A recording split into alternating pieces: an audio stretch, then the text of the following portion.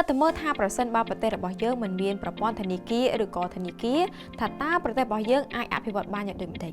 ប្រព័ន្ធធនាគារពិតជាមានសារៈសំខាន់ខ្លាំងណាស់នៅក្នុងការជួយជំរុញសេដ្ឋកិច្ចតាមរយៈការវិនិយោគនិងការអភិវឌ្ឍសង្គមតាមរយៈការផ្ដល់ដើមទុនការបង្កើតការងារជាពិសេសគឺជួយកាត់បន្ថយភាពក្រីក្រ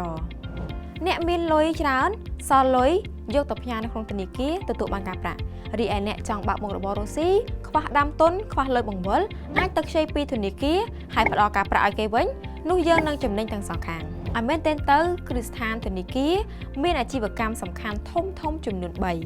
ទី1គឺផ្ដល់សេវាឥណទានឬកម្ចីគ្រឹះស្ថានធនាគារនិងហិរញ្ញវត្ថុមានតួនាទីនៅក្នុងការបង្វែរសាច់ប្រាក់សន្សំទាំងអស់របស់អតិថិជនដែលបានសន្សំនៅក្នុងគ្រឹះស្ថានធនាគារឲ្យទៅជាឥណទានដើម្បីផ្ដល់ជូនជាទុនសម្រាប់សហគ្រាសបុគ្គលដើម្បីវិនិយោគបង្កើតឱកាសការងារដើម្បីទទួលបានផលចំណេញរួម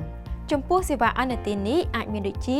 សេវាឥណទានសម្រាប់អាជីវកម្មសេវាឥណទានសម្រាប់គេហដ្ឋាននិងសេវាឥណទានសម្រាប់បុគ្គលជាដើមទី2គឺផ្ដល់សេវាប្រាក់បញ្ញើសន្សំគ្រឹះស្ថានធនាគារនិងហិរញ្ញវត្ថុក៏មានតួនាទីនៅក្នុងការទទួលប្រាក់បញ្ញើពីអតិថិជនដែលមានបំណងចង់ដាក់បញ្ញើនិងទទួលបានកម្រៃអត្រាការប្រាក់ហើយនឹងរក្សាសុវត្ថិភាពហិរញ្ញវត្ថុរបស់ពួកគាត់ផងដែរហើយការសន្សំនេះផងដែរអតិថិជនក៏អាចមានជម្រើសនៅក្នុងការបើកគណនីសន្សំណាមួយទៅតាមប្រភេទដែលអតិថិជនចង់បានដូចជាគណនីសន្សំទូទៅធម្មតាគណនីសន្សំដែលមានការកំណត់ឬក៏ប្រភេទគណនីសន្សំដែលមានផ្ដល់ជូនដោយគ្រឹះស្ថានធនាគារផ្ទាល់ចំណុចទី3នោះគឺគ្រឹះស្ថានធនាគារនិងហិរញ្ញវត្ថុក៏មានតួនាទីនៅក្នុងការធ្វើប្រតិបត្តិការទូទាត់ដើម្បីជួយសម្រួលដល់ការទូទាត់ប្រចាំថ្ងៃរបស់ប្រជាពលរដ្ឋផងដែរមានដូចជាទូទាត់ថ្លៃទំនិញទូទាត់ថ្លៃសេវាកម្មទូទាត់ផ្សាយទូទាត់តាមប្រព័ន្ធ Digital ដកប្រាក់ផ្ញើប្រាក់ក្នុងនិងក្រៅប្រទេសនិងសូម្បីតែការធ្វើប្រតិបត្តិការតាមម៉ាស៊ីន ATM គួរជម្រាបជូនផងដែរថាគិតត្រឹមចុងឆ្នាំ2024ប្រព័ន្ធធនាគារនៅកម្ពុជាមានធនាគារពាណិជ្ជចំនួន59ធនាគារឯកទេសមានចំនួន9គ្រឹះស្ថានមីក្រូហិរញ្ញវត្ថុទទួលប្រាក់បញ្ញើមានចំនួន4គ្រឹះស្ថានមិនទទួលប្រាក់បញ្ញើមានចំនួន85គ្រឹះស្ថានឥណទានជនបទចំនួន114គ្រឹះស្ថានភិតិសន្យាហិរញ្ញវត្ថុចំនួន12អ្នកដំណើរតតីភាគី13គ្រឹះស្ថានផ្ដល់សេវាទូទាត់សងប្រាក់4អ្នកផ្ដល់សេវាចែករំលែកព័ត៌មានឥណទាន1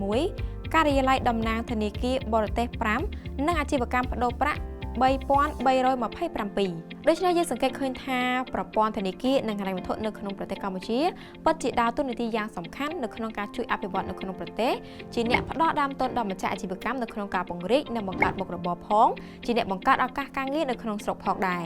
ក្នុងពេលជាមួយគ្នានេះដែរគ្រឹះស្ថានធនាគារនិងហិរញ្ញវត្ថុក៏បានដើរតួនាទីជាអ្នកផ្ដល់សេវាប្រាក់បញ្ញើដល់ប្រជាពលរដ្ឋនិងជាអ្នកទូទាត់ប្រតិបត្តិការក្នុងជីវភាពរស់នៅរបស់ប្រជាពលរដ្ឋផងដែរខ្ញុំជឿជាក់ថាជាមួយនឹងភាពរីកចម្រើននៃបច្ចេកវិទ្យានិងការខិតខំប្រឹងប្រែងរបស់គ្រប់ភាគីពាក់ព័ន្ធវិស័យធនាគារនឹងបន្តដើរតួនាទីយ៉ាងសំខាន់នៅក្នុងការជំរុញកំណើនសេដ្ឋកិច្ចនិងលើកកម្ពស់ជីវភាពប្រជាជនកម្ពុជាឲ្យកាន់តែល្អប្រសើរថែមទៀតដូច្នេះហើយនឹងខ្ញុំសូមលើកទឹកចិត្តឲ្យប្រជាពលរដ្ឋកម្ពុជាទាំងអស់ចូលរួមប្រើប្រាស់សេវាធនាគារនិងហិរញ្ញវត្ថុដែលស្របច្បាប់ជៀសវាងការប្រើប្រាស់សេវាហិរញ្ញវត្ថុដែលក្រៅច្បាប់ចូលរួមចំណែកនៅក្នុងការអភិវឌ្ឍសង្គមជាតិក៏ដូចជាសេដ្ឋកិច្ចនៅក្នុងគ្រួសារ